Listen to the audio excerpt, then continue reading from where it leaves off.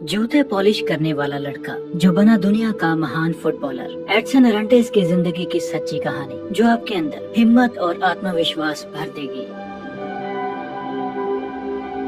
Edson, जिसे प्यार से सब डीको कहते थे, वो ब्राजील की एक बस्ती में अपने परिवार के साथ रहता था। बेहद गरीबी की वजह से उसे अक्सर मेहनत मजदूरी करनी पड़ती थी ताकि किसी तरह घर का गुजारा चल सके। इसीलिए वो अक्सर लोगों के जूते पॉलिश किया करता था। उसके पिता साफ सफाई का काम करते थे और उसकी माँ लोगों के घरों में झाड़ू पोछा करती थी, जो बड़ी मुश्किल से अपने 3 बच्चों को पाल रहे थे। डीको को फुटबॉल खेलने का काफी शौक था, इसलिए वो जल्दी से अपने जूते पॉलिश करके अपने दोस्तों के साथ खेलने के लिए चला जाता है। बस्ती के बच्चों के पास खेलने के लिए फुटबॉल नहीं था, इसलिए वो कुछ कपड़ों को एक जुराब में भरकर उसकी गेंद बनाकर खेलते थे। वो गेंद को घरों के ऊपर से उछालते और उसे जमीन से टच नहीं होने देते थे, जो इस खेल को और भी इंटरेस्टिंग बना देता था। डीको ने फुटबॉल की कोई ट्रेनिंग नहीं ली थी, पर फिर भी वो काफी अच्छा फुटबॉल खेलता था। फुटबॉल खेलने की वजह से उनके कपड़े गंदे हो जाते थे। इसी वजह से डीको और उसके छोटे भाई को अपनी माँ से डांट भी पड़ती थी, क्योंकि उसकी माँ को फुटबॉल पसंद नहीं था। 1950 में ब्राजील और यूरुग्वे के बीच फीफा वर्ल्ड कप का फाइनल मैच था और एक रेस्टोरेंट में कुछ लोग उस मैच की कमेंट्री सुन रहे थे, जिसमें डीको के पिता भी बैठे थे। बस्ती के बच्चे भी उस रेस्टोरेंट की छत पर चढ़कर उस मैच की कमेंट्री सुन रहे थे। सबको ब्राजील की टीम से बहुत उम्मीदें थी और सब ब्राजील की जीत के लिए दुआ कर रहे थे, पर बदकिस्मती से ब्राजील वो गेम हार जाता है और डीको के पिता दुखी होकर रोने लगते हैं। अपने पिता को रोता हुआ देखकर डीको भी रोने लगता है। फिर वो उनसे कहता है, बाबा, मैं वादा करता हूँ कि एक दिन मैं ब्राजील के लिए वर्ल्ड कप जरूर जीतूंगा। पर उसके पिता उसे अपनी माँ की बात सुनने के लिए कहते हैं और अपनी पढ़ाई पर ध्यान देने के लिए कहते हैं। अगले दिन डीको की माँ उसे अपने साथ एक बंगले की साफ सफाई करने के लिए ले जाती है। वहाँ वो उसे बताती है कि डीको के पिता बहुत अच्छे फुटबॉलर थे, लेकिन चोट लगने की वजह से उनका सारा करियर बर्बाद हो गया। किसी ने फाइनेंशियली उनकी सपोर्ट नहीं की और अब गरीबी की वजह से उन्हें टॉयलेट साफ करने पड़ते हैं। इसी वजह से वो डीको को फुटबॉल खेलने से मना करती थी। जैसे ही वो थोड़ी देर के लिए किचन से बाहर जाती है, कुछ लड़के वहाँ आ जाते हैं जो एक फुटबॉल टूर्नामेंट में अपने फेवरेट फुटबॉलर की तरह खेलने की बात कर रहे थे। डीको कहता है कि वो भी पेले की तरह खेलेगा। सब लड़के हंसने लगते हैं क्योंकि उसका नाम पेले नहीं बीले था और डीको ने उसका नाम गलत बोला था। वो घमंडी लड़के डीको को पेले नाम से चढ़ाने लगते हैं और फ्लोर पर पानी भी गिरा देते हैं। तभी डीको की माँ वहाँ आ जाती है। उसे कुछ भी पता नहीं था, इसके बावजूद वो डीको की तरफ से उनसे माफी मांगती है और वो लड़के अपने घमंड में वहाँ से चले जाते हैं। वापस जाने से पहले डीको वो पैम्फलेट उठा लेता है जिसमें टूर्नामेंट की खबर थी। फिर बस्ती के बच्चे भी उस टूर्नामेंट में हिस्सा लेते हैं। वो एक बेडशीट का कपड़ा फाड़कर खुद के लिए टी शर्ट तो बना लेते हैं, लेकिन उनके पास जूते नहीं थे। जूते न होने की वजह से बंगले वाले किंग्स टीम के बच्चे उनकी टीम को शूलेस वंस बुलाकर उनका मजाक उड़ाते हैं, जिससे वो बच्चे शर्मिंदा हो जाते हैं। तो अपने लिए जूतों का इंतजाम करने के लिए वो मूंगफली की बोरियां चुराकर भाग जाते हैं और बाजार में उसे बेचने लगते हैं। लेकिन किंग्स टीम के घमंडी बच्चे बाजार में उनका मजाक उड़ाने लगते हैं और वो डीको को पेले नाम से भी चिढ़ाते हैं। तो गुस्से में डीको उसे थप्पड़ मार देता है और उनमें झगड़ा शुरू हो जाता है। डीको की माँ को लगता है कि स्कूल टीचर ने उसे बुरी तरह पीटा है और वो उसके स्कूल जाने लगती है। लेकिन डीको के पिता को सब पता था और वो कहते हैं कि वो कल खुद उस टीचर से मिलेंगे। बाद में वो डीको से कहते हैं कि झगड़े का कारण तुम्हारी इनसिक्योरिटी है। तुम्हें अपने हालातों पर शर्मिंदा नहीं होना चाहिए और एक अच्छा खिलाड़ी अपने प्रतिद्वंदी को अपने परफॉर्मेंस से जवाब देता है, न कि लड़ाई झगड़े से। डीको ये जानकर बहुत खुश था कि उसके पिता उसके साथ हैं। फिर फाइनल मैच का दिन आ जाता है और ये मैच किंग्स और शूलेस वंस के बीच में था। फाइनल मैच में सेंटोस क्लब की ओर से ब्राजील के फुटबॉल लेजेंड वाल्डेमार दे ब्रीतो भी मौजूद थे, जो अच्छे खिलाड़ियों को सिलेक्ट करने वाले थे। किंग्स टीम के घमंडी बच्चों ने शूलेस वंस के कैप्टन डीको का नाम पेले लिखवा दिया था और जब उसका नाम अनाउंस होता है तब डीको को गुस्सा आने लगता है। डीको के दोस्त अपने लिए कुछ पुराने जूते तो ले आए थे, लेकिन वो उनके साइज के नहीं थे। फिर भी वो उन्हें पहन लेते हैं, मगर उनकी स्पीड कम हो जाती है, जिसका फायदा उठाकर दूसरी टीम गोल पर गोल करके स्कोर 6-0 पर ले जाती है। वो डीको को पेले नाम से चिढ़ाते हैं और डीको झगड़ने लगता है, लेकिन तभी वो अपने पिता की ओर देखकर रुक जाता है।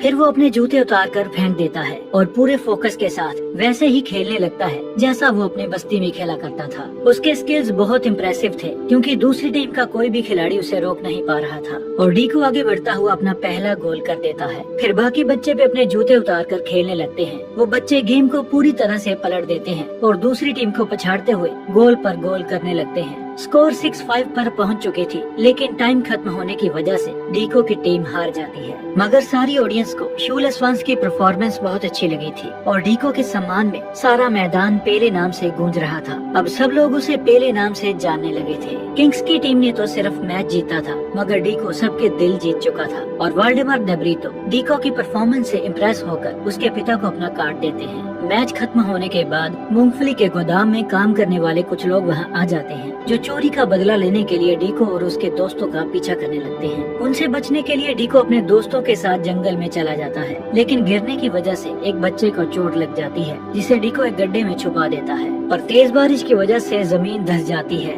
डीको अपने दोस्त को बचाने की काफी कोशिश करता है, लेकिन वो बच्चा मिट्टी में दबने की वजह से मर जाता है। अपने दोस्त की मौत के बाद डीको बहुत दुखी था। वो खुद को उसकी मौत का जिम्मेदार मानता था, जो अपनी माँ को सारी बात बता देता है। उसकी माँ जानती थी कि ये सिर्फ एक एक्सीडेंट था, उसने ऐसा जानबूझकर नहीं किया, पर वो काफी दुखी था। वो कहता है कि अब मैं एक अच्छे बच्चे की तरह फुटबॉल छोड़कर सिर्फ पढ़ाई पर ध्यान दूंगा। अगले दिन स्कूल के बाद डीको के पिता उसे अपने साथ काम पर ले जाते हैं, जहाँ हॉस्पिटल में वो साफ सफाई का काम करते थे। उनका काम काफी सख्त था, लेकिन उसके पिता बहुत मेहनती थे, जो पूरे धैर्य के साथ अपने काम को खत्म करते हैं और अपना काम खत्म करने के बाद वो डीको को बताते हैं कि कैसे वो बचपन में एक आम को फुटबॉल बनाकर खेलते थे और वो उसे कुछ स्किल्स भी सिखाते हैं। लेकिन डीको अपने पिता की बात को इग्नोर कर देता है। वो बस्ती में फुटबॉल खेलते हुए बच्चों को भी इग्नोर कर देता है, क्योंकि वो अभी तक खुद को उस एक्सीडेंट का दोषी मानता था। लेकिन धीरे धीरे उसके पिता की मेहनत का असर होने लगता है और वो अपने पिता की तरह प्रैक्टिस करने लगता है।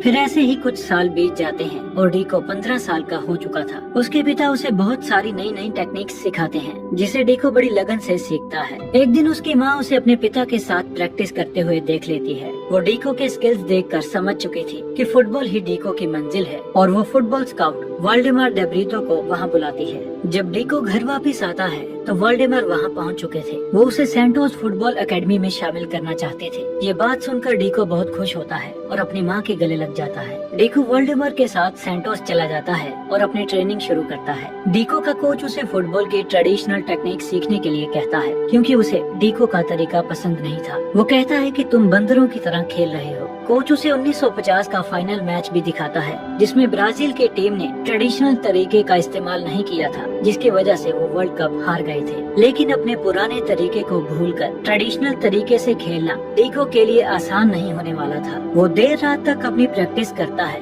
लेकिन ट्रेडिशनल स्टाइल में उसकी गेम किसी नौसिखिए की तरह लग रही थी, जो वाल्डेमार भी नोटिस करते हैं, क्योंकि डीको प्रैक्टिस मैचेस में एक भी गोल नहीं कर पाया था। उसका आत्मविश्वास टूट चुका था और इसी चिंता में वो रात को रोता रहता था। फिर एक रात वो अपना सामान बांधकर रेलवे स्टेशन जा रहा था, तब वाल्डेमार उसे देख लेते हैं। वाल्डेमार उससे घर वापस जाने का कारण पूछते हैं। डीको कहता है कि कोच को मेरा फुटबॉल खेलने का तरीका पसंद नहीं है, दूसरे लड़के मुझसे बेहतर हैं, इसलिए मेरी सिलेक्शन होना मुश्किल है और अगर मैंने पढ़ाई भी नहीं की तो मुझे भी टॉयलेट साफ करने पड़ेंगे। वाल्डेमार कहते हैं कि तुम्हारे फुटबॉल खेलने के तरीके को जिंगा स्टाइल कहते हैं, जिसका इस्तेमाल गुलामी के दौर में आजादी की लड़ाई लड़ने के लिए किया गया था, जिसकी वजह से आजादी हासिल करने में बहुत मदद मिली। लेकिन 1950 के वर्ल्ड कप में हार का कारण जिंगा स्टाइल को माना गया। तब से कोई भी जिंगा स्टाइल में खेलना पसंद नहीं करता। वाल्डेमार को इस बात का दुख भी था, क्योंकि जिंगा उनके पूर्वजों की विरासत थी और ब्राजील के लोग उसे भूलते जा रहे थे। फिर वो कहते हैं कि तुम्हारा जिंगा स्टाइल बहुत मजबूत है, तुम उन सबको जिंगा स्टाइल की ताकत दिखा दो जो इसे हार का कारण मानते हैं, या फिर किसी कायर की तरह अपने घर वापस चले जाओ। वाल्डेमार की बात सुनकर डीको एकेडमी में वापस चला जाता है।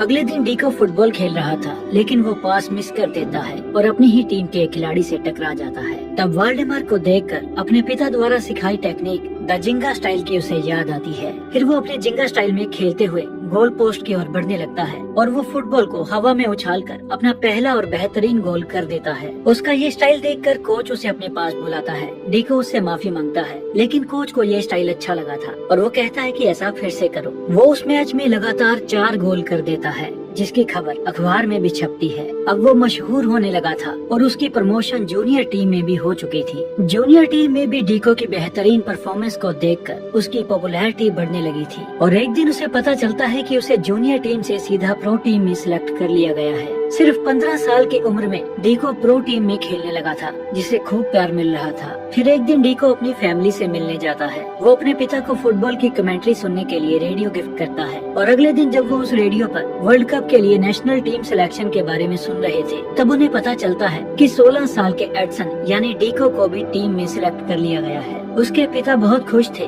फिर उसके पिता उसे बताते हैं कि वो जिंगा स्टाइल में फुटबॉल खेला करते थे, लेकिन एक मैच में डाउट और इनसिक्योरिटी की वजह से वो शॉट नहीं मार पाए और उन्हें इंजरी हो गई, जिसके बाद उनका करियर खत्म हो गया। वो डीको से कहते हैं डाउट्स और इनसिक्योरिटी की जिंगा स्टाइल में कोई जगह नहीं है। वो उसे पेले नाम की टी शर्ट दिखाते हैं और कहते हैं कि जब लोग तुम्हें नीचा दिखाने की कोशिश करेंगे और तुम्हारे खेलने के तरीके पर सवाल उठाएंगे, तब तुम्हें खुद पर पूरा भरोसा होना चाहिए, किसी तरह का डाउट, इनसिक्योरिटी या शर्मिंदगी नहीं। इसके बाद डीको अपनी नेशनल टीम से मिलता है, जो काफी फ्रेंडली थे, लेकिन वहाँ वो बंगले वाला लड़का जोज एल्टफिनी भी था और डीको का उसके साथ कंपटीशन था, क्योंकि कोच उन दोनों में से किसी एक को सिलेक्ट करने वाला था। जोज को अपनी इटालियन बैकग्राउंड और अपने फुटबॉल के ट्रेडिशनल स्टाइल पर काफी घमंड था, जो माइक पर डीको और बाकी खिलाड़ियों का मजाक उड़ाता है, क्योंकि वो जिंगा स्टाइल में खेलते थे। उसकी वजह से रिपोर्टर्स जिंगा स्टाइल पर सवाल उठाते हैं, पर कोच कहता है कि हम ट्रेडिशनल स्टाइल में ही खेलेंगे, क्योंकि हम जिंगा की वजह से 1950 में हार गए थे। अपने ही देश में वो खिलाड़ी खुद को पिछड़ा हुआ महसूस कर रहे थे, क्योंकि कोच दूसरे खिलाड़ियों को उनसे ज्यादा सिविलाइज्ड मानता था। फिर कोच डीको से कहता है कि मैंने ब्राजील के प्रेसिडेंट से वादा किया है कि हम जिंगा स्टाइल में खेलने की गलती दोबारा नहीं करेंगे। फिर वो उस पर चिल्लाते हुए कहता है, सेंटोस में जिंगा स्टाइल तुम्हारे लिए काम कर गया था, लेकिन इंटरनेशनल मैच में जिंगा स्टाइल बिल्कुल भी नहीं चलेगा, क्योंकि वो जिंगा को जंगलियों का स्टाइल मानता था। डीको बाकी प्लेयर्स के साथ ट्रेडिशनल यूरोपियन वे में प्रैक्टिस करने लगता है, लेकिन ट्रेडिशनल वे में उसकी परफॉर्मेंस कुछ खास नहीं थी। फिर एक दिन मैच के दौरान कोच प्लेइंग 11 की सिलेक्शन करने वाला था, तब डीको का जोस के साथ कंपटीशन हो जाता है। जोस ट्रेडिशनल स्टाइल में काफी तेज था, जो बड़े आराम से डीको को बीट कर देता है। बदले में डीको अपने जिंगा स्टाइल में खेलने लगता है, लेकिन उसके घुटने में चोट लग जाती है। फिर डीको फोन पर अपनी माँ से माफी मांगते हुए कहता है कि मुझे आपकी बात सुननी चाहिए थी। उसे डर था कि कहीं उसे भी अपने पिता की तरह टॉयलेट साफ न करने पड़े, पर उसकी माँ कहती है कि ये सिर्फ तुम्हारा नहीं बल्कि हम सबका फैसला था और ये बिल्कुल सही था, हम सब तुम्हारे साथ हैं। फिर उसका चेकअप करने के बाद डॉक्टर बताता है कि वो इस सीजन में खेल नहीं पाएगा, लेकिन अब डीको को रिप्लेस नहीं किया जा सकता था, क्योंकि बहुत देर हो चुकी थी। तभी रेडियो पर न्यूज आती है, जिसमें वो कहते हैं कि ब्राजील के प्लेयर्स अभी भी अपनी गलतियों से कुछ सीखे नहीं हैं, क्योंकि जिंगा की वजह से उनके एक प्लेयर को चोट लग चुकी है। इस खबर से कोच और बाकी प्लेयर्स डीको से नाराज थे। फिर 1958 का वर्ल्ड कप शुरू हो जाता है। डीको टीवी पर हर मैच को ध्यान से देखता है और अपने घुटने को जल्दी ठीक करने की हर संभव कोशिश करता है। ब्राजील की टीम शुरुआत में अपने कुछ मैचेस जीत जाती है, लेकिन उनका एक मैच काफी खतरनाक होता है, जिसमें ब्राजील की टीम के मेन प्लेयर्स घायल हो जाते हैं और जोज एल्टफिनी भी घायल हो जाता है। अब कोच के पास कोई ऑप्शन नहीं थी, इसीलिए वो डीको को खेलने के लिए कहता है। डीको पूरी तरह से फिट नहीं था, लेकिन कोच उसे खुद को फिट दिखाने के लिए कहता है। डॉक्टर उसे जिंगा स्टाइल में न खेलने की सलाह देता है, क्योंकि उसका घुटना अभी काफी कमजोर है। फिर डीको पहली बार वर्ल्ड कप खेलने के लिए जाता है, जिसे टीवी पर देखकर उसके पिता प्राउड फील कर रहे थे, लेकिन स्टेडियम में सब लोग जिंगा की वजह से डीको का मजाक उड़ा रहे थे। कमजोर घुटने की वजह से डीको ठीक से खेल नहीं पाता, जो अपने पास मिस कर देता है। बावजूद इसके ब्राजील की टीम अपना पहला गोल कर देती है और वो मैच जीतकर सेमीफाइनल्स में पहुंच जाते हैं। सेमीफाइनल में उनका मुकाबला फ्रांस के साथ था, जिसमें फ्रांस के प्लेयर्स डीको से बड़ी आसानी से गेंद छीन लेते हैं और फर्स्ट हाफ में अपना पहला गोल कर देते हैं। इंटरवल के दौरान वो अपनी टीम के घायल खिलाड़ियों को देखता है और जोस के पास चला जाता है, जो अकेला बैठा था। डीको उसे कहता है कि मैं तुम्हारी तरह नहीं खेल सकता, अगर तुम्हारी टांग ठीक है तो तुम मेरी जगह खेल सकते हो। लेकिन जोस कहता है कि प्रॉब्लम मेरी टांग में नहीं बल्कि मेरे दिमाग में है। वो कहता है कि मैं हमेशा से ही एक यूरोपियन बनना चाहता था, लेकिन मेरी सारी जिंदगी एक झूठ थी, क्योंकि मैं शुरू से ही एक ब्राजीलियन था और ब्राजील का सबसे खूबसूरत हिस्सा है द जिंगा स्टाइल, जिसकी आज के मैच में बहुत जरूरत है। उसकी ये बात डीको को काफी मोटिवेट करती है। फिर सेकंड हाफ में डीको अपने जिंगा स्टाइल में खेलने लगता है। वो ना तो कोच की बात सुनता है और ना ही डॉक्टर की, क्योंकि वो अपने दिल की बात सुन रहा था। डीको बड़ी तेजी से गोल पोस्ट की ओर बढ़ता है और गेंद को हवा में उछालकर गोल कर देता है। फ्रांस की टीम डीको की टेक्निक्स को समझ नहीं पा रही थी, जिस बात का फायदा उठाकर डीको गोल पर गोल करके ब्राजील को वर्ल्ड कप फाइनल में ले जाता है। लेकिन उनका फाइनल मैच सबसे स्ट्रॉन्गेस्ट टीम स्वीडन के साथ था। फिर कोच उन्हें बताता है कि स्वीडन की टीम अपनी स्ट्रेटेजिक फॉर्मेशंस के जरिए हर मैच जीत जाती है। वो उन्हें स्वीडन के सारे फॉर्मेशंस की प्रैक्टिस करवाता है और सिर्फ ट्रेडिशनल स्टाइल में खेलने के लिए कहता है।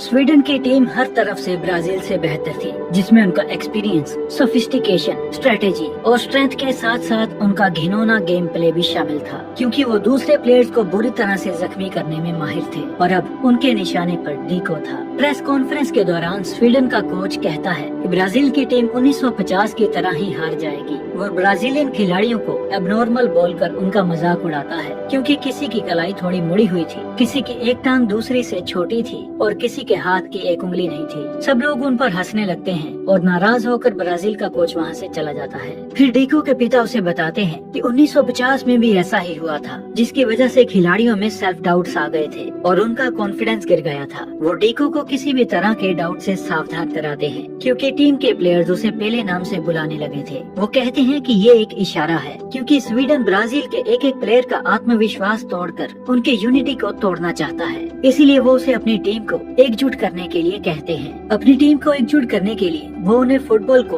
होटल से लेकर पास वाले लाइट हाउस तक ले जाने के लिए चैलेंज करता है। पहले तो सब इसे बचकाना कहते हैं, लेकिन जोश के साथ देने पर सब मान जाते हैं। फिर वो एक दूसरे को पास देने लगते हैं और बिना फुटबॉल को जमीन से टच किए उसे होटल से बाहर लाइट हाउस तक ले जाते हैं। डीको का ये प्लान काम कर जाता है, जो टीम में नया उत्साह भर देता है। फिर उनका कोच वहाँ आता है और कहता है कि अगर हम वैसे ही खेलेंगे जैसा मैंने तुम सबको सिखाया है तो हम हार जाएंगे। वो ऐसा इसलिए कहता है क्योंकि उसने होटल में अपनी टीम को जिंगा स्टाइल में खेलते हुए देखा था, जो बहुत बेहतरीन था। कोच कहता है कि हर ब्राजीलियन खिलाड़ी की रगों में जिंगा स्टाइल है, जो हम सबको एकजुट करता है। पता नहीं कल हम जीतेंगे या नहीं, लेकिन कल हम सारी दुनिया को ब्राजील का असली स्टाइल, द जिंगा स्टाइल दिखा देंगे। फिर अगले दिन वर्ल्ड कप के फाइनल मैच के लिए पूरी दुनिया काफी एक्साइटेड थी। उस मैच से पहले डीको अपने बचपन की टी शर्ट पहनता है, जिस पर पेले लिखा था। ऐसा वो अपने सेल्फ डाउट खत्म करने के लिए करता है, क्योंकि पेले उसकी कमजोरी नहीं बल्कि उसकी ताकत थी।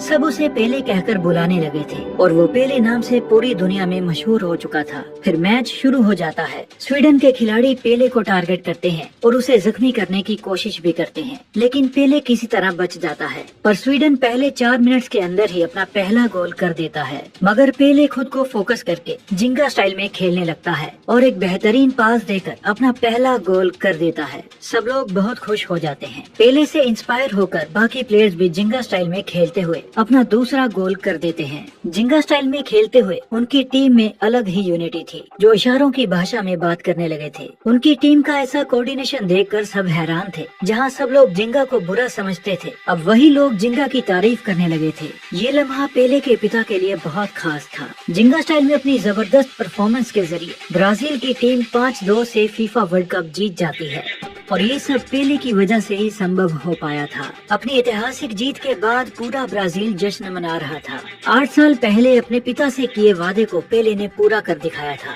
17 साल के पेले इतिहास के यंगेस्ट प्लेयर थे, जिन्होंने न सिर्फ वर्ल्ड कप खेला बल्कि जीता भी। आगे चलकर पेले ने ब्राजील की टीम के साथ 1962 और 1970 का वर्ल्ड कप भी जीता। पेले एकमात्र खिलाड़ी हैं जिन्होंने 3 वर्ल्ड कप टाइटल जीते हैं और उनके नाम सर्वाधिक 1283 गोल्स करने का रिकॉर्ड भी शामिल है। उनकी वजह से ही जिंगा स्टाइल की खूबसूरती पूरी दुनिया को पता चली और आज जिंगा स्टाइल फुटबॉल का सबसे पसंदीदा स्टाइल बन चुका है।